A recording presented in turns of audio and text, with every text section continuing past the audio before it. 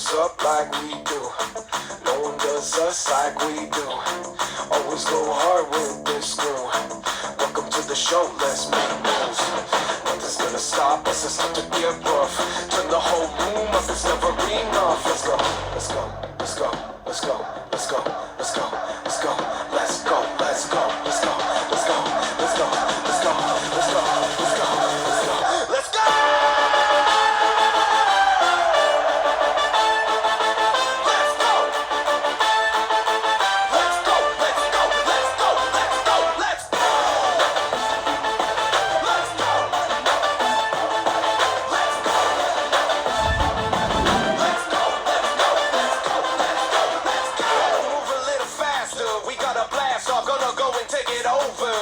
King Kong, here we come, running through the door. Don't wait long, don't blink twice. Going, we're going, we're gone.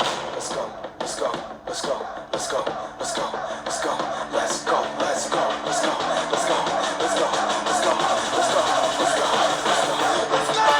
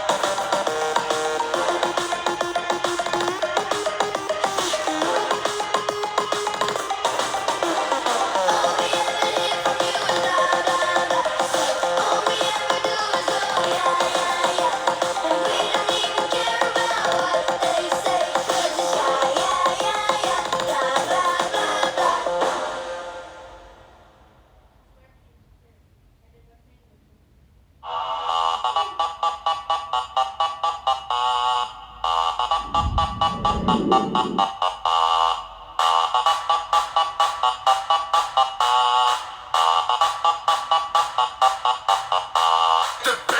the tweeters make the speakers go to war.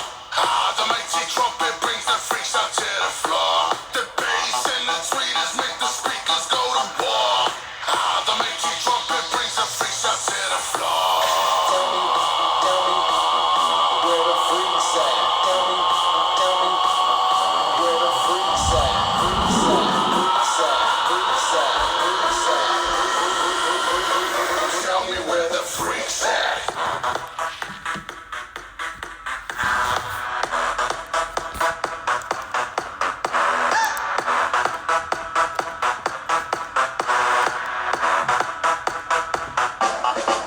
We get that bass thumping, people jumping all over the world. We got them speakers pumping, let me trumpet for the woman with curves. Got that freak flow, freak show. Welcome to the circus, let the leaders lead, preachers preach. Welcome to the service, close the curtains on them if they're acting like they never heard it. See, we do this for a purpose, just to keep that fire burning. And we don't need no water. The one step is an important foundational exercise. Here you want to simply run through the ladder, placing one foot in each space. It's important for this exercise, as well as the others you'll see today, that you stay on the balls of your feet, keeping your arms bent at 90 degrees, pumping at the side. In the side shuffle, you'll move along the ladder, placing both feet in each box. Be sure to keep your hips square and progress without crossing or touching your feet together.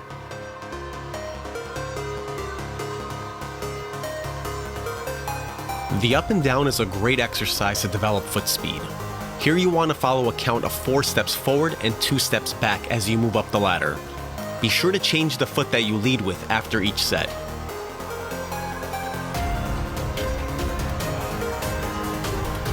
In the side step, position yourself at the side of the ladder. The foot that's on the outside will progress you forward, while the foot that's on the inside will tap in and out of each space.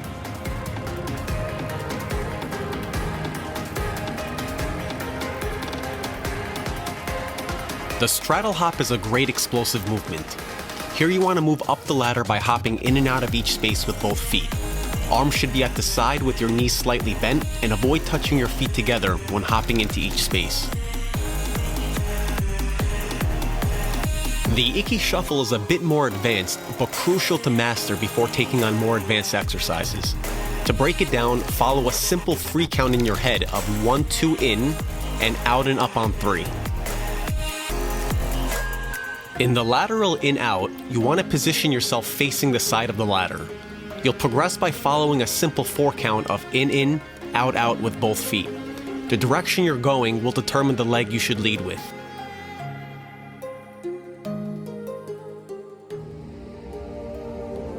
The straddle in and out is another great exercise for foot speed. Here you want to follow a 4 count again of in, out using both feet. Your lead foot should progress you forward, while your other foot follows.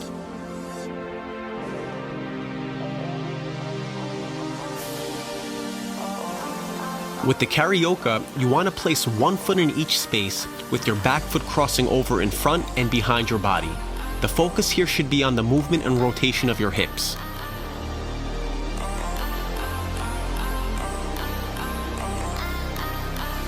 Another great exercise to develop hip mobility is the crisscross. Here you'll follow a 3 count of in, out.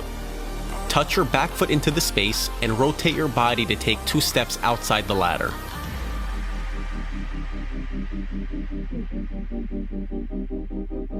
The ski jumps simulate a similar motion you'd find skiing on a hill. You'll always have one foot inside the box leading and the other foot on the outside.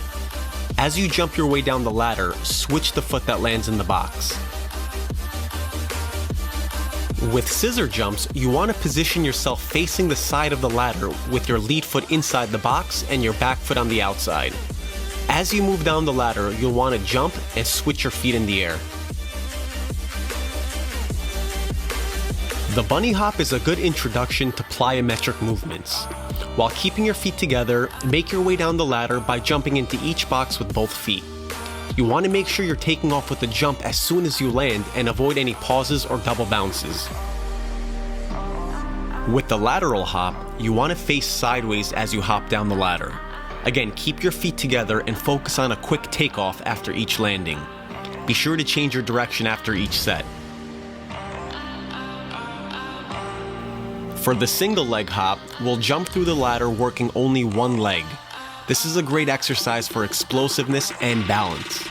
Make sure you alternate your leg after completion. For step 3, do the same thing from a standing position. Focus on making clean contact with the shoelaces by locking your ankles. Keep your touches between waist and head level. For step 4, eliminate the use of your hands by using a bounce in between your touches. This helps you build a rhythm and consistency in keeping the ball up. And finally, when you're comfortable, practice with no bounces. Track your progress and aim to improve each time you practice. Here's a step-by-step tutorial on how to juggle a soccer ball. Exercise, we're going to work on a very effective tight space dribbling move. It's called the V-cut or the V-turn, and what we do is we place our foot on top of the ball, defender's foot comes in, we pull the ball away from their foot and then push it behind, and then we can escape. So there's 2 variations we're going to work on in exercise 4. The first one, we're going to place our foot on top of the ball, we're going to drag it back towards us 45 degrees, open up our body, use the inside of the foot to push it in between the cones. And then we're going to perform a similar movement, but this time we're going to exchange feet. So we roll it back towards us, change feet, and then push it out to the opposite side of the cones. So this is what it should look like. Working on a couple variations of V-cuts, keeping good control of the ball, dragging it towards us 45 degrees, and then pushing it out in the opposite direction. Once again, we're going to go for a minute straight without making a mistake, trying not to touch those cones.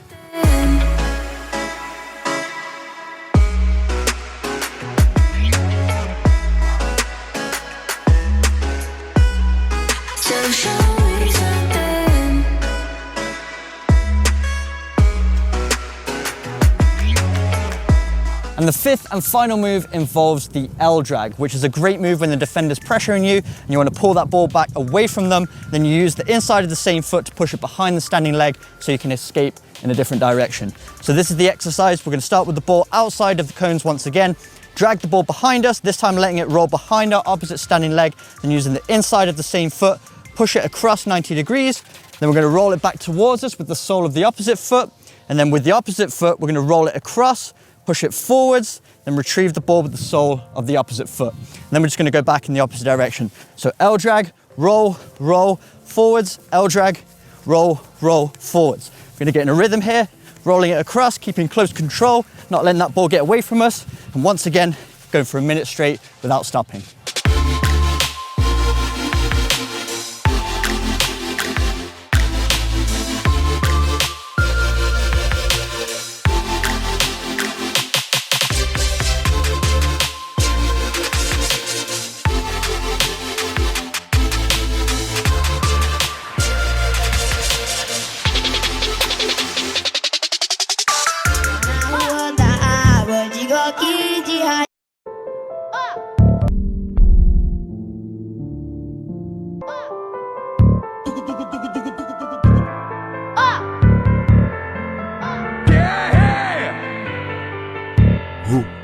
Baby, eu tava na rua da água de coque de raio.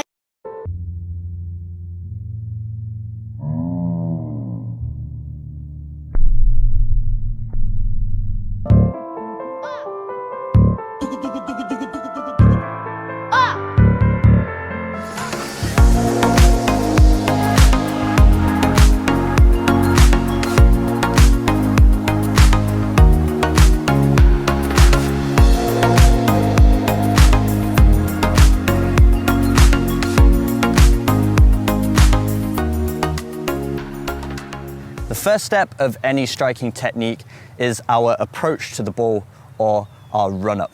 This is the energy we put behind the ball beforehand, and generating that momentum is so important to help the final power of the strike. And a couple of mistakes I see players make with their approach to the ball is usually the distance they push the ball out in front of them. So what I see a lot of players do, they get the ball and they push the ball out, but it's right underneath their feet. And it's very difficult when the ball is close to you to generate any power. Try this out for yourself, don't just take my word for it. Push the ball slightly out in front of you, and then just try and generate power. Very difficult. That's going to be a very easy save for the goalkeeper. It's just going to float into their hands.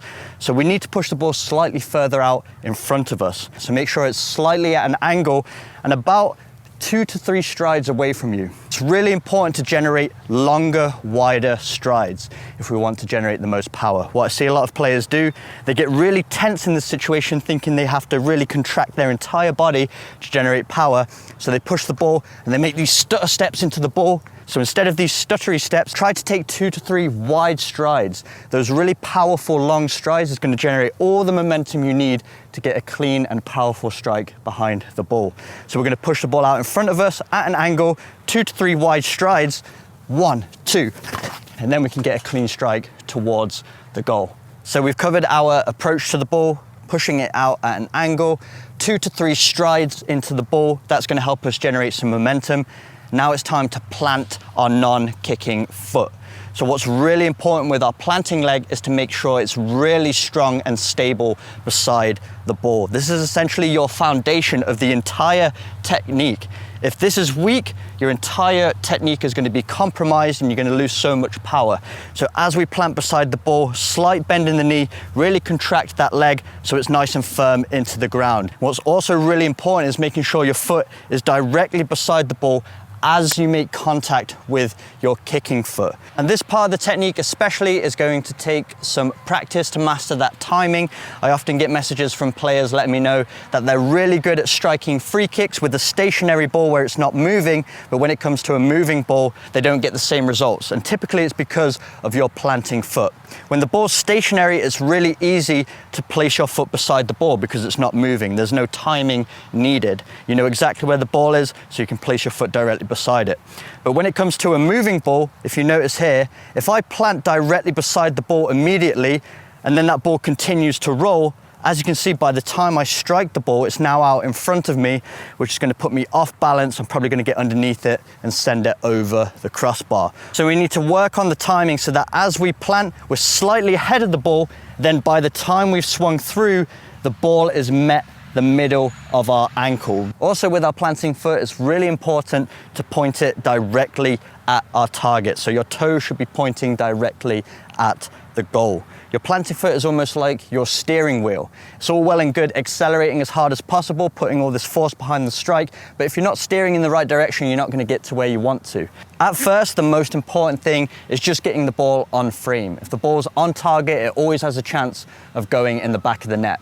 But as you gain confidence with this technique, you can even start to be even more accurate by planting your foot slightly more towards the corners, and that's going to help the ball travel into those corners. So just to show you how important it is to point your toes exactly where you want the ball to go, if I was to point them directly down the middle of the goal, as you'll see, the ball goes directly down the middle of the goal.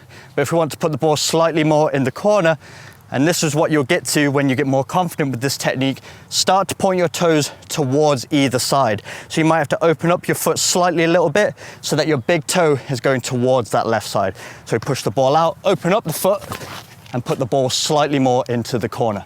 So we've approached the ball, we've planted our foot beside the ball, pointing our toes directly at our target with our planting foot. Now it's time to generate power, and that all comes from your backswing. Your backswing is how far back you reach your leg to then swing through the ball. And the greater this distance is between the swing and the strike, the more momentum you're going to generate. If we just have a short backswing, it's going to be more like a chip pass or a long pass. You're not going to generate any power. You might get the accuracy, but it's probably not going to trouble the goalkeeper. So let's look at the difference between a short backswing and a larger backswing.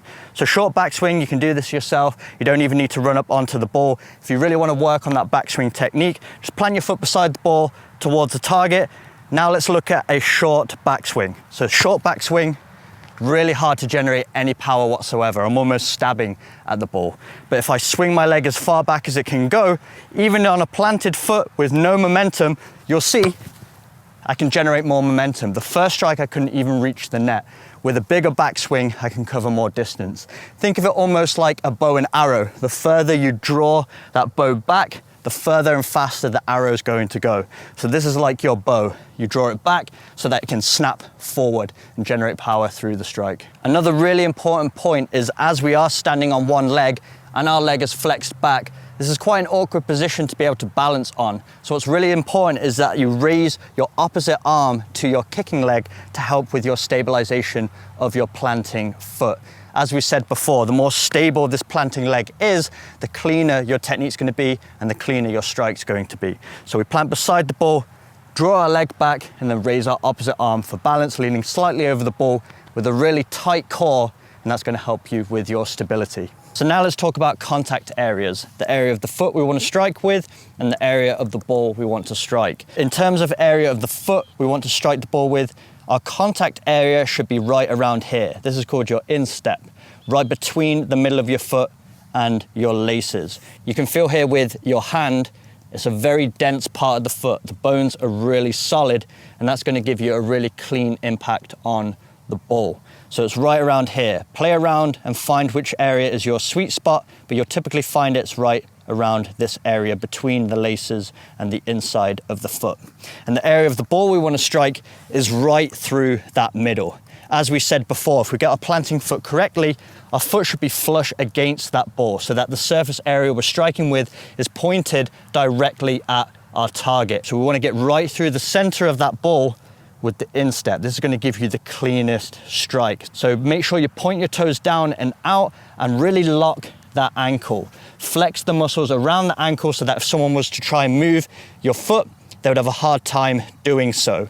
Think of it almost like a tennis racket. If you were to hit a tennis ball really hard, but the strings were really loose, even if you hit the ball hard, the power of the ball is going to be lost because of how loose those strings are. So if you hit the ball with a loose ankle, it's the same effect. You're going to lose so much power. So make sure you really lock that ankle, flex those muscles so that when you make contact with the ball, it's a strong, hard surface, so the ball just propels off of your foot. A key tip for getting the cleanest possible strike on the ball is to fixate on the exact part of the ball you want to hit. So if you look at the best ball strikers in the world and you slow down a video of them hitting the ball and pause the video just after the ball's left their foot, it looks like this. They strike the ball's left their foot, and they're still looking down at where the ball once was because they were so fixated on the exact part of the ball they want to hit.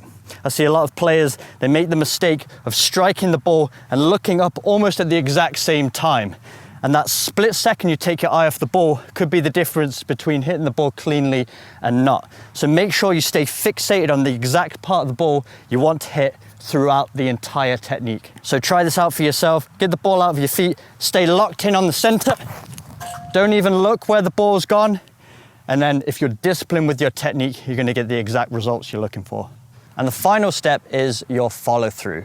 And this is an area of technique I see a lot of players overlook because they're focused so much on all the steps before the strike, right up until the point they hit the ball, that they completely disregard their follow through. And this is such an important part of the technique to keep that accuracy and power. We've worked so hard with all the previous steps to generate the cleanest strike possible. And if we don't take care of our follow through, we can put that all to waste. So after we've struck the ball, our foot is swinging in the direction we want the ball to go. Chest is over the ball.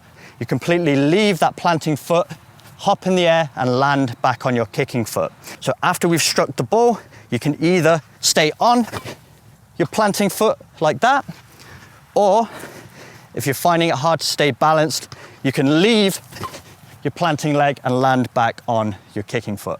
So there we have it, plenty of tips to help you score more goals from outside the box. And of course, the final tip is to get those repetitions in. The more you repeat this action, it's just going to become second nature so that when it comes to a match, it's almost automatic. Everything's going to piece together nicely and you're going to get that clean shot off and give yourself the best chance of scoring. But if you enjoyed today's video and got some value from it, please